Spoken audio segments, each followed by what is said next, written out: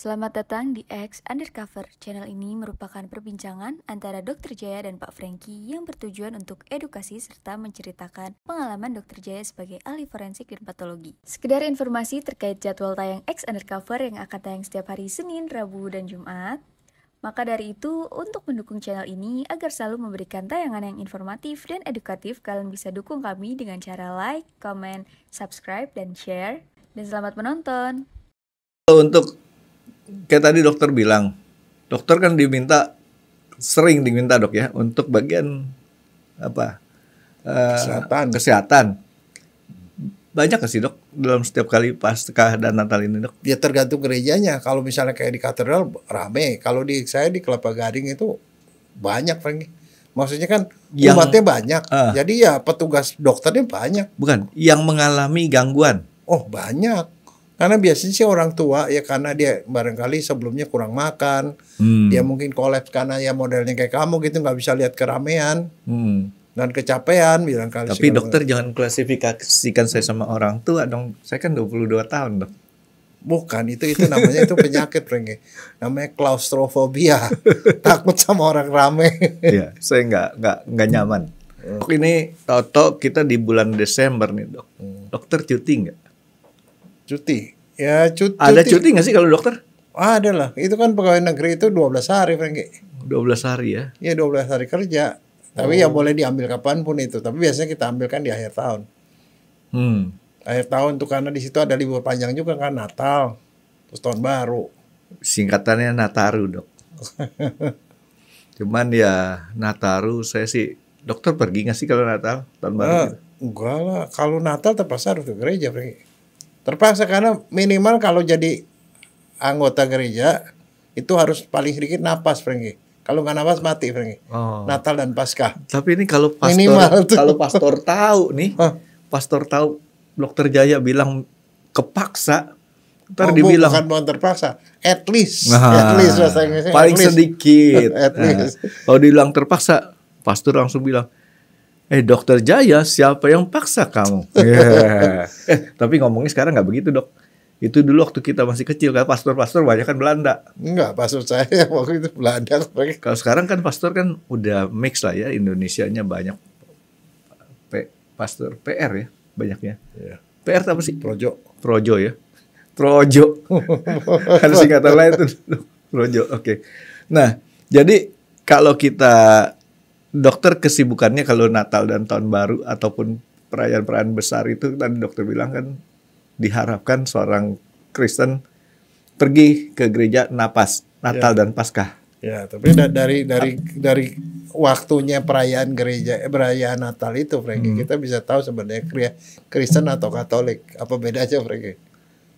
Oh, nggak usah Natal gereja Natal atau Paskah, Katolik sama Kristen mah. Enggak beda lah. Hari Minggu udah kelihatan bedanya dok. Apa? Tapi orang Katolik sama orang Kristen jangan pada marah nih dok ya. Kalau orang Katolik ke gereja saya liatin tuh jarang bawa Alkitab. Kalau orang Kristen ke gereja tuh mereka kebanyakan bawa Alkitab. Wah, sekarang Alkitabnya udah ada di sini di HP, Franky. Kamu lupa ya? Ketahuan. Iya kali ya. Iyalah.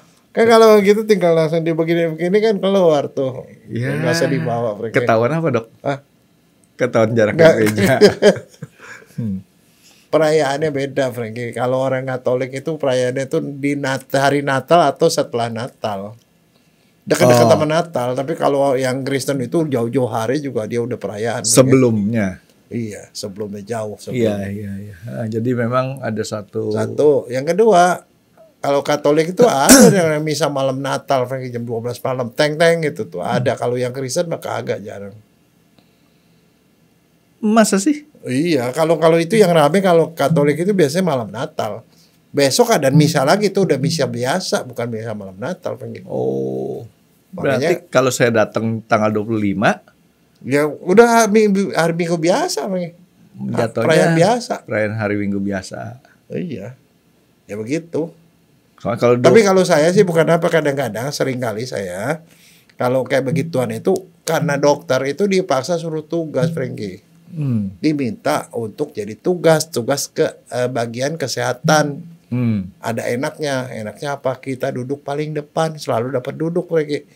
Karena buat ngapain? Supaya kalau ada yang pingsan langsung kita dipanggil dokter Jaya ke belakang, langsung kita mesti ngobatin orang gitu. Gitu Franky. Jadi dia dimasukin ke panitia Natal atau Paskah. Tapi yang paling parah Paskah karena perayaannya tuh banyak. Jumat, dari Kamis kan? Dari Rabu Abu, Kamis putih, Jumat Agung, Sabtu Paskah, Minggu Paskah gitu loh. Itu panjang. Terutama yang Jumat itu yang pingsan banyak biasanya Franky. Wah, iya benar.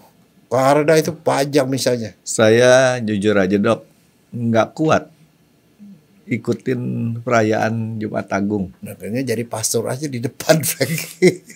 Kamu masih dapat duduk kamu. Enggak, saya kalau misalkan lagi pas diminta tolong, biasanya bagian tatip, gitu kan, tata tertib. Ya untung juga lah. Artinya saya nggak kuat sih kalau udah terjadi hal-hal yang terlalu banyak orang datang. Yang nggak biasanya datang juga di hari itu. Enggak, karena itu biasanya ramai sekali. Udaranya jadi tipis oksigennya dok buat saya.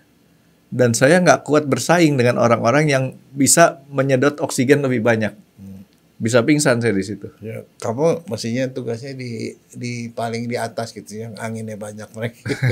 Di luar dok, di luar tuh ya itulah tatip gitu kan.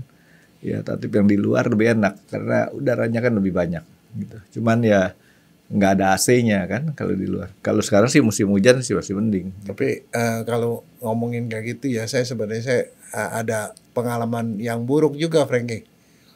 Kamu ingat nggak pernah ada itu waktu itu jadi gini lah, anak saya kan di Kanisius. Perayaan Natal di Kanisius, malam Natal di Kanisius, saya sama anak saya. Menjelang 24 teng-teng nih. Oh, ya malam-malam lah begitu.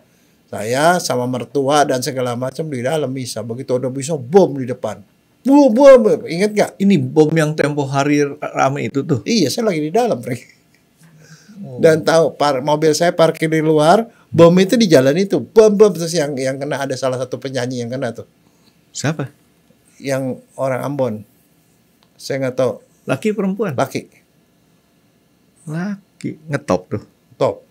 Siapa Melky Guslo atau siapa gitu? Melky Guslo. Saya nggak tahu deh. Melky Guslo.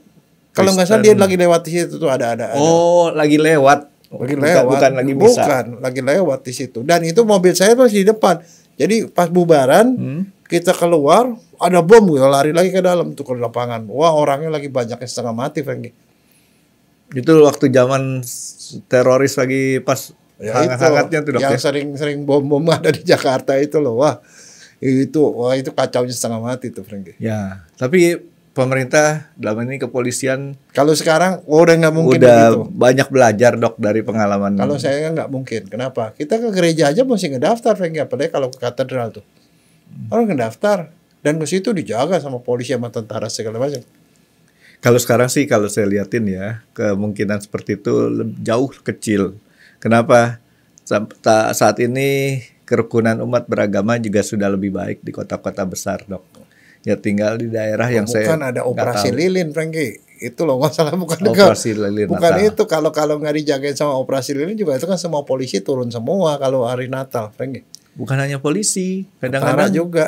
Banser, bantuan dari NU tuh, iya. Bantuin jagain gereja, iya. Ya kan? Jadi pemuda-pemuda Muslim lainnya juga bantuin, gitu.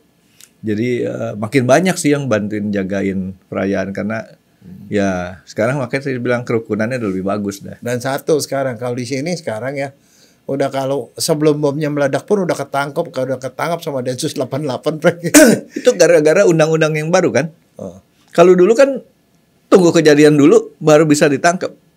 Sekarang kan kita Indonesia kan udah bukan seperti mungkin mengikuti undang-undang di Singapura. Singapura baru ngomong-ngomong dikit, ya baru ngomong-ngomong dikit udah dipegang. Dan kalau udah dipegang kayak gitu susah keluar tuh. Jadi di Indonesia ya dengan cara seperti sekarang makanya saya bilang kepolisian jauh lebih siap gitu.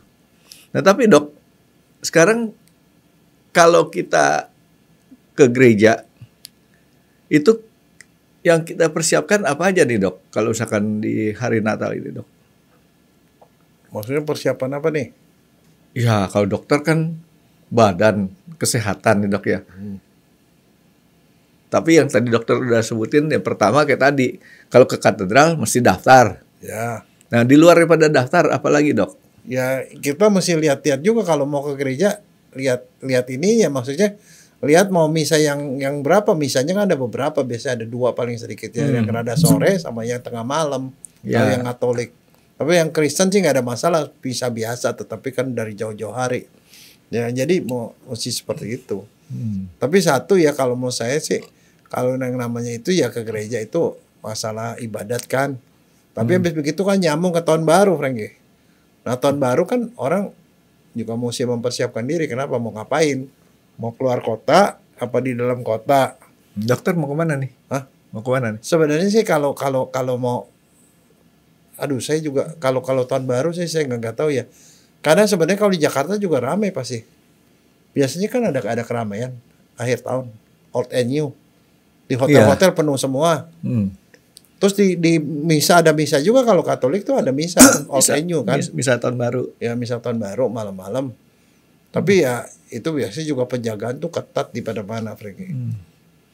Kalau untuk kayak tadi dokter bilang, dokter kan sering diminta dok ya untuk bagian apa? Kesehatan. Banyak nggak sih dok dalam setiap kali Paskah dan Natal ini dok? Ya tergantung gerejanya. Kalau misalnya kayak di katedral rame. Kalau saya di Kelapa Gading itu banyak, Frankie. Maksudnya kan umatnya banyak. Jadi ya petugas dokternya banyak. Bukan, yang mengalami gangguan. Oh banyak. Karena biasanya sih orang tua ya, karena dia barangkali sebelumnya kurang makan. Dia mungkin kolaps karena ya modelnya kayak kamu gitu, nggak bisa lihat keramaian. Dan kecapean bilang kali. Tapi dokter jangan klasifikasikan saya sama orang tua dong. Saya kan 22 tahun dok. Bukan, itu namanya itu penyakit, Frankie. Namanya klaustrofobia. Takut sama orang rame. Iya, saya nggak nyaman kalau di tempat keramaian. Ya karena biasanya sih yang itu masalahnya sih kebanyakan rada pusing kepala atau kolaps gitu, biasanya sih karena kekurangan gula, Frankie. Oke. Jadi itulah pertanyaan saya dok. Yang kita harus siapkan apa aja? Jadi kalau untuk golongan yang masih anak-anak masih muda, boleh dibilang itu ya, nggak ada masalah, nggak terlalu pusing ya. Tapi untuk golongan-golongan tertentu yang punya penyakit, ya itu jangan harus lupa bawa obat-obatan yang emergensi. Misalnya orang yang asma ya bawa obat semprot asma. Kalau orang yang jantung ya bawa obat jantung lah, itu yang Sedokap. Ya Sedokap itu dibawa lah, itu kayak seperti itu. Tuh kalau itu yang paling sedikit ya bawa minyak angin. Terus kalau yang orang tua yang suka itu ya dia mesti bawa barangkali bawa permen atau apa yang manis-manis, Frankie. Oh tapi di gereja kan nggak boleh makan. Loh kan sebelum komuni kan bisa dong. 1 jam sebelum komuni nggak boleh dok. Ya tapi kalau dia sendiri mau kolaps ya boleh lah. Oh itu hal lain. Hal lain kan. Jadi ya kalau saya bilang yang paling membantu ya seperti model. Jadi artinya menurut dokter Jaya, walaupun ada aturan seperti tadi saya sebutkan 1 jam sebelum itu buat komuni, emergensi. Itu sebaiknya jangan terlalu dipaksakan gitu dok. Iya. Jadi kalau udah pusing itu ya mendingan keluar aja daripada pingsan di dalam kan. Tapi kalau misalnya dia bawa, misalnya contoh ya saya nggak tahu bawa permen atau apa, jadi kalau dia mabok itu makan permen bisa membantu. Jadi artinya di sini harus dijaga keseimbangan gulanya dok ya. Iya. Jangan sampai kekurangan gula pada saat kerumunan banyak Ya, orang. soalnya terutama kalau misalnya lama, itu kadang-kadang kan misalnya lama orangnya terlalu padat, mau keluar juga susah, barangkali itu jadi masalah. Dan kalau misalnya ada orang-orang yang potensi untuk seperti itu, saya anjurkan datang ke gerejanya belakangan, Frankie. Di luar dong dapatnya. Kenapa? Parkirnya. Kalau pergi ke gereja, terus tiba-tiba kamu kolaps, kamu mau keluar, mobil kamu nggak bisa keluar. Oh tinggalin aja. Hah? Naik bis dok. Naik taksi. Nah saya punya pengalaman, Frankie. Tahu nggak pengalamannya? Lagi Jumat Agung, saya lagi di gereja, datang lebih dulu, biasa kan udah lebih dulu, parkir di dalam. Terus tiba-tiba begitu bangun kok kelayangan gitu, kelayangan, Frankie. Mau keluar mobil nggak bisa, mobilnya udah kejepit di tengah. Keluar, saya termasuk naik bajai waktu itu, rumah sakitnya deket. Ke bajai, ngatunya kan ada demam berdarah, saya berkali-kali langsung dirawat lagi. Iya, kalau saya mah masa bodoh, misalkan kalau udah kayak gitu, pasti mobil saya tinggal udah.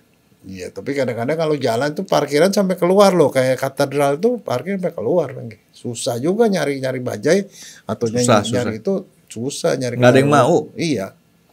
Naik Grab aja yang udah kita panggil nggak ada yang mau. Kalau udah kayak gitu kita mesti jalan jauh dulu baru dapat. Nah, tapi kalau saya nih ya pengalaman ya, saya paling seneng kalau akhir tahun tuh di Jepang, Franky. Sepi kan, Dok? Tuh, pesta terus setiap hari. Akhir tahun di Jepang. Iya.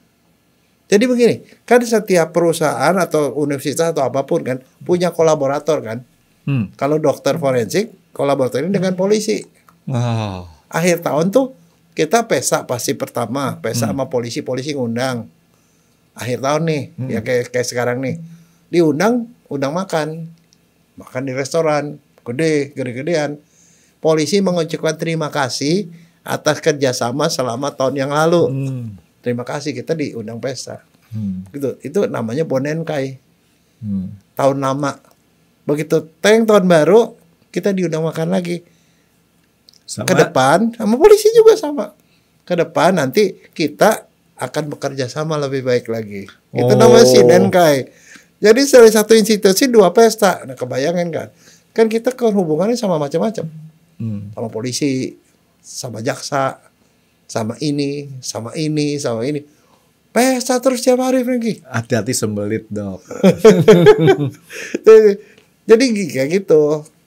Jadi itu enak ya gitu. Tapi kok saya tempo hari pas malam tahun baruan di Jepang katanya orang Jepang tuh rayakan tahun barunya beda, bukan tanggal 1 Januari ya. Enggak 1 Januari. 1 Januari. Tapi masalahnya yang lucu tuh kalau pas Natal, Franky. Natal kan kita ke gereja. Orang ke gereja ya biasa lah pakai pakaian biasa ya. Kalau orang Jepang yang ke gereja banyak, Franky. Padahal agamanya Shinto, bingung kan? Ya nggak apa-apa, dia kan Enggak banyak yang ke gereja, Franky. Toleransi. Ke gereja datang, kan di situ pasang pohon Natal, mereka foto-foto. Kadang-kadang masuk ke gereja juga, tapi mereka bukan agama Kristen. Mereka senang begitu. Tapi yang lucu adalah kalau yang orang Jepang yang sudah jadi masuk agama Kristen atau Katolik ya, pergi ke gereja, dari kostumnya itu pasti kamu heran, kostumnya gimana? Kalau kita ke gereja sini kostumnya gimana? Saya mah biasa, Dok. Oh biasa. Kalau orang di sana perempuan yang pakai jilbab semua, jilbab hitam. Kerudung. Jilbab, ya kerudung gitu. Kerudung hitam, pakaian ketutup gitu. Saya nggak tahu, tapi begitu kenyataannya. Ya kan tapi kalau gitu berarti dia memang udah Kristen benar, udah masuk Kristen. Oh, ya kan kalau saya perhatikan kan kerudung itu, mohon maaf ya kalau saya salah ya, pakaian wanita yang di Timur Tengah ya, entah itu Kristen, entah itu Muslim itu pakai kerudung. Iya, itu kan pakaian Yesus juga. Itu Bunda Maria kan sama. Iya, Bunda Maria juga pakai kerudung. Terus kemudian apalagi kalau saya perhatikan di film-film zaman dulu, masalah Viking Inggris segala macam kan mereka juga masih menggunakan sama baju kerudung. Tapi satu yang lucu, semua bajunya hitam semua, Franky. Nah itu kenapa? Hitam itu adalah pakaian resmi. Oh. Pakaian resmi di sana. Kalau di sini kan pakaian hitam itu adalah pakaian berkabung. Iya. Oh, sana pakaian buat ke gereja, Franky, di malam Natal. Itu pakaian berkabung ya? Ya kalau buat kita. Putih, Dok. Ya putih, tapi yang hitam juga itu ada ya, sorry, ada yang hitam kalau juga. Hitam ya kalau itu netral, tapi kalau di sana itu pakaian resmi namanya. Jadi kalau orang pakai mobil hitam berarti mobil resmi itu, Dok. Nggak gitu. Jadi enak. Soalnya kalau di Jepang tuh begini, ada satu yang biasanya tuh beda-beda. Kamu tahu Miss Lettuce nggak? Miss Lettuce. Kalau lettuce doang saya tahu. Itu loh, kalau di rumah tuh kalau Natal tuh ada seperti kayak itu ginian, terus ada kayak seperti daun-daun terus ada kembang. Oh, tahu. Itu perayaan Natal kan. Kalau di Jepang ada yang model kayak gituan dari jerami. Itu gitu ada di mana-mana tuh di akhir tahun, Franky. Buat apa? Hah? Buat apa? Ya sama seperti itu. Jadi ya seperti buat rame-ramean aja, pertanda bahwa kita mau masuk ke tahun baru gitu loh, Franky. Satu lagi yang ada. Kalau di sana sama seperti orang Chinese, orang Tionghoa di sini. Ya saya juga nggak tahu dibawa dari sana kali. Di akhir tahun tuh mereka pernah ngerasain nggak? Mereka melabur rumahnya tuh dicat putih lagi. Iya. dibersih-bersih. Nah itu bersih-bersih supaya menghadapi tahun baru itu rumahnya tuh sudah lebih bagus gitu, lebih mentorong. Waktu saya masih kecil sih itu kebudayaan itu di Indonesia berlaku, tapi sekarang kayaknya udah nggak umum. Enggak, tapi di Jepang sekarang masih berlaku. Tapi yang lucu adalah bukan cuma di rumah saja, di kantor juga, Frankie. Jadi di sana itu kan saya masuk kantor nih. Kantor tuh liburnya Natal nggak libur, nah tahun baru libur. Nah sebelum libur tahun baru itu semua yang ada di kantor itu ngebersihin rumah, ngebersihin kantor, dibersih-bersih, dirapi-rapiin. Kalau temboknya udah hitam-hitam dilabur semua, dan yang kerjain itu adalah semua pegawai. Termasuk kalau di fakultas itu termasuk profesornya itu ikut bersih-bersih. Nah, saya kan punya lab, ada lab. Ya saya bersihin lab saya sendiri gitu loh, gitu. Jadi acara bersih-bersih itu wajib, Frankie, di sana. Kita kebudayaan seperti itu udah nggak ada lagi, Dok, kayaknya, Dok. Hah? Ya enggak, tapi itu bagus kalau menurut saya. Jadi artinya kita menghadapi tahun yang baru dengan suasana yang baru, dengan hati yang baru. Apalagi? Karena saya jarang ngikutin acara, jadi saya nggak tahu. Loh, dokter aja yang lebih tahu. Muncul ada sesuatu yang nggak pernah muncul sebelumnya, Frankie. Kalau di sini, kalau misalnya ini tahun baru Imlek ya, yang muncul apa, kue keranjang kan. Kalau di Jepang juga ada yang muncul, tapi muncul yang ulang tahun 1 Januari ini. Seperti kue keranjang mochi. Mochi bentuknya segede gini, segede piring. Mochi ditingkat-tingkat persis seperti kayak kue keranjang. Kue keranjang kan dia gede, kecil-kecil gitu kan, warnanya coklat kan. Kalau ini mochi, kue mochi, tapi dibentuknya seperti kayak lingkaran gitu. Gede, kecil itu ada di setiap rumah dan di setiap kantor. Kalau di Indonesia masih ada tuh, tapi udah agak jarang juga dengan adanya. Kalau di mall-mall tuh dulu Sinterklas. Di sini juga ada sekarang, di sekolah juga ada Sinterklas. Di mall-mall sampai sekarang juga ada, Frankie. Kamu pergi aja sekarang ke mall. Iya, tapi agak jarang. Ada Ya. Selalu ada yang justru itu adalah acara supaya mall itu rame pada hari Natal. Mereka punya acara dan mereka ngedaftar duit, kasih duit, nanti Sinterklasnya tuh ngasih hadiahnya buat. Di Jepang tuh ya menjelang akhir tahun gini, di mall-mall semua Sinterklas ada di mana-mana, Frankie. Dia ngebagi-bagiin permen di mall, di mana gitu. Sinterklas, terus ya segala macam lah gitu-gitu. Jadi mereka juga merayakan seperti itu gitu loh. Cuman nanti dia bedanya itu pas begitu 1 Januari. Kalau di sini kan 1 Januari yang dilakukan apa di sini? Kita pesta di Jakarta, di beberapa tempat tuh pesta pakai kembang api segala macam, ingat nggak? Dan saya paling stres tuh ya kalau pas tahun baru tuh saya nggak berani keluar rumah pergi. Kalau di Jakarta ya, kenapa? Jalan-jalannya itu padat sama orang pada konvoy semua tuh, konvoy motor di mana-mana. Ya kalau saya sih sampai tengah malam itu. Dari dulu ya, sejak udah berapa puluh tahun yang lalu, saya kalau tahun baru tuh nggak usah keluar rumah, dari rumah aja kelihatan kembang api di Ancol kelihatan. Enggak, tapi beda lah, Frankie. Kalau kamu keluar itu ya ngerasain bener gitu, orang ramai di sekitar. Iya, gitu. kembang api di Monas kelihatan dari rumah. Banyak udah. Ya, cuman bedanya mungkin kayak Dokter Jaya itu maksudnya gini, sama juga kita dengerin musik di rumah dengan sound system yang bagus, sama kita ngeliatin live musiknya. Iya, beda lah, Frankie. Soalnya saya sendiri beberapa kali pengalaman begitu malam tahun baru tuh jangan keluar deh begitu menjelang tanggal jam 1, jam 12. Pernah sekali waktu mau nyari roti. Begitu jalan, udah orang pada naik mobil kagak bisa kemana-mana, pasnya diarahin ke sana sini. Akhirnya beli rotinya dapetnya gitu, tapi akhirnya jalannya jadi berapa jam, Frankie. Digiring sama polisi ke sini. Waduh, itu kan orang ramai semua, keluar semua kan, Frankie. Kayak mobil kecil lebih enak, Dok. Ya. Ya udah, mudah-mudahan tahun baru ini cukup tetap meriah, Dok ya. Tapi ada satu, Frankie, kamu mesti lupa. Tahun baru tuh banyak orang yang bikin resolusi, Frankie. Keinginan. Tuh? Apa? Saya sih jarang pengen keinginan sih. Keinginan berarti saya. Kamu nggak punya ikigai. Keinginan saya pengen tidur nyenyak aja, Dok. Itu karena kamu udah tua, Frankie. Enggak, dari dulu emang saya Orang ini, naluri orang yang benar adalah setiap kali tahun baru dia tuh pasti punya harapan tahun depan tuh maunya seperti apa. Dia pasti mau lebih baik.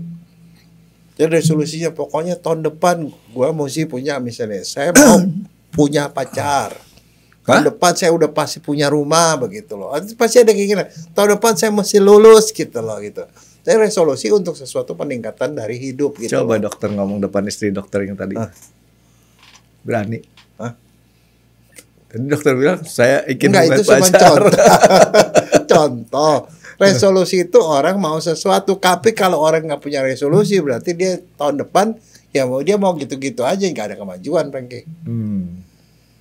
Kan boleh dong, misalnya tahun depan pokoknya minimal saya tuh akan pergi ke luar negeri, saya mesti ke sini gitu. Tahun depan saya mesti lulus, tahun depan saya mesti masuk di sekolah apa kayak gitu. Nah itu resolusi harus biasanya dilakukan di akhir tahun. Gitu supaya ada peningkatan dalam hidup lagi. Jangan lupa itu. Ya, berarti saya harus punya. Nah, sekarang gini dok, pertanyaan buat dokter. Sekarang kalau dokter dikasih sama Tuhan, Tuhan akan mengabulkan seluruh permintaan Tuhan, dokter, tapi cuma 3 permintaan. Dokter mau nggak ngasih 1 ke saya? Permintaannya tuh saya minta buat saya. Mau, nanti kamu semua permintaan saya yang 2 kamu ambil semua. Nah, saya mah gampang dok, mau kasih 100 orang juga saya kasih dok. Dokter jangan salah. Jadi kan Tuhan tuh memberikan 3 permintaan yang pasti dikabulkan. Jadi permintaan yang pertama kita kasih, misalkan saya kasih buat dokter Jaya. Yang permintaan kedua saya kasih ilham. Yang ketiga saya minta lagi sama Tuhan. Tuhan, saya minta 3 permintaan yang Tuhan kasih, kabulkan lagi kepada saya. Nggak habis-habis dok. Jadi kita kasih 100 orang juga nggak apa-apa. Jadi nggak pelit saya dok jadi orang. Jadi caranya gitu dok. Yang namanya permintaan rekursif. Tapi memang sebenarnya gini Frankie, kalau dari segi perusahaan ya, kalau akhir tahun tuh itunya apa sih? Tutup buku kan? Ya dong. Jadi dievaluasi yang tahun lalu dari sekian gini-gini, untungnya sekian gini-gini, oke sekarang kita tutup buku, oke tahun depannya kita maunya seperti apa, itu kayak begitu. Orang juga seperti itu supaya setiap akhir tahun tuh orang tuh harus merenung apa yang sudah dia lakukan selama setahun yang lalu, dan tahun depan itu dia mau yang lebih baik seperti apa gitu. Jadi selalu ada target gitu. Dan kemudian kalau ada seperti itu, barulah dia ada semangat untuk menghadapi tahun yang baru begitu, Frankie. Gitu kira-kira. Oke. Jadi dokter udah siap nih dengan tahun depan? Siap lah, selalu siap. Setiap hari pokoknya harus lebih baik daripada hari ini. Saya mesti nyontek mas, siapa dok ya? Ntar mesti belajar dulu. Oke dok, mudah-mudahan saya juga nanti punya resolusi buat tahun depan dok. Terima kasih sudah menonton X Undercover. Jangan lupa like, comment, dan subscribe. Dan ditunggu ya video-video kami selanjutnya. Nah, buat kalian, jika ada pertanyaan untuk Dr. Jaya, boleh banget komen di bawah. See you guys.